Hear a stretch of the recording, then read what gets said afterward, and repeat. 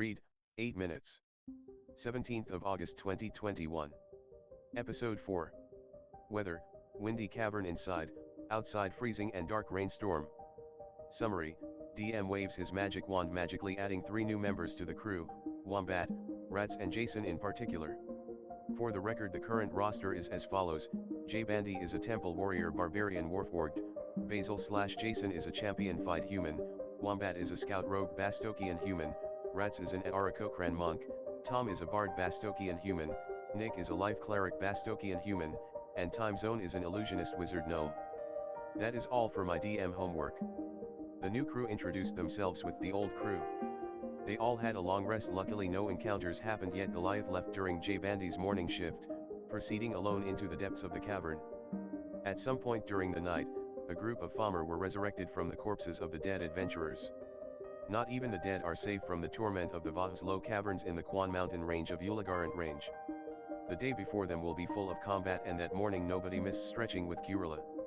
Before heading off to battle and after stretching, Time Zone cooked up 2 pounds of regular buffalo meat which everybody enjoyed. A pack of Fomors and enchanted armors were creeping nearby their camp.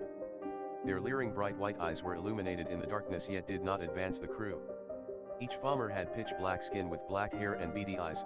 They wielded normal weapons and regular adventurer armor, yet their weapons floated in front of them. The crew tried their best to communicate with the silent spirits which ultimately failed, resulting in combat. Roll initiative. The pack of Fomor were pretty beefy yet the crew held strong. They found a Dragon Slayer short sword +1 which Tom kept and a half plate medium armor +1 to which Nick kept. Finally, the crew is starting to get some shinies. After the battle, Time Zone opened up a nearby miner's backpack with field gear and pickaxes between 2 mining nodes. Everybody eventually found enough field gear and pickaxes for the entire crew. The first mining node the party attempted to mine was quickly reduced in size by J Bandy when he charged it at full force. The crew wasn't interested in acquiring/investing time into mining up valuable precious metals, and ultimately they found 4 flintstones, 2 copper ore and 13 mithril ore. J Bandy did judo chop the node before destroying it to find a huge mesh chunk of rock, yet he decided to leave it for the gelatinous slime of the caverns to consume. The crew took the east path to find themselves at a dank crossroad between an ice bridge to the left and a right path with a stegosaur guarding a treasure chest. A stegosaur is likely derived from the Stegosaurus, a genus of stegosaurid armored dinosaur from the late Jurassic period.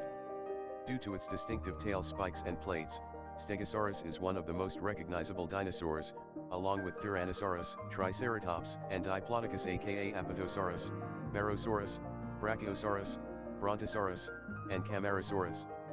The name Stegosaurus means roof lizard and is derived from the Greek stem stegos roof and suffix sauros lizard. This is Vanadile, not Jurassic Park, but expect more clever girls in the future.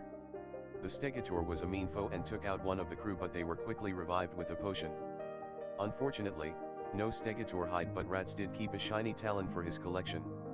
The treasure coffer chest was in fact not a mimic and held an Akiran blade short sword +1 which Jason kept. The crew took a short rest after the battle, deciding not to hit the mining node.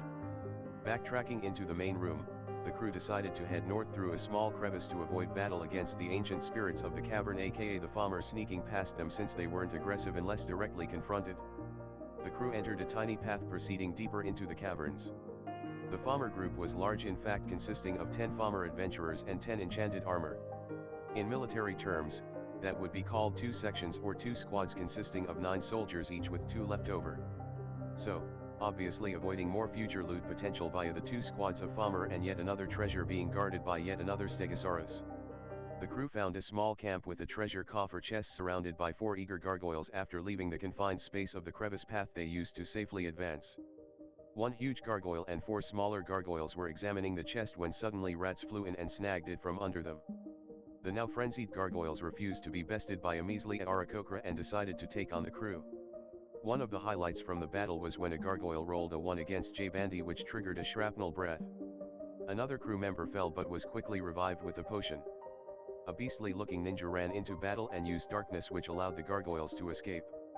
I bet this won't be the last time we see these capricious gargoyles.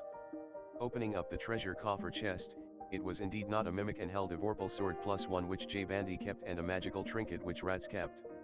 The crew did some mining, fought/defeated a powerful demon and looted some magical weapons as they together go deeper into the crystallized caverns. Many powerful foes are presenting themselves for the crew, which are growing stronger by the day. From everyone who has been given much, much will be demanded, and from the one who has been entrusted with much, much more will be asked. Will the crew grasp the golden thread toward absolute salvation and infinite glory, or will they rationalize voluptuous power, utterly losing themselves in the temptations? Find out next time on Dragon Ball Z.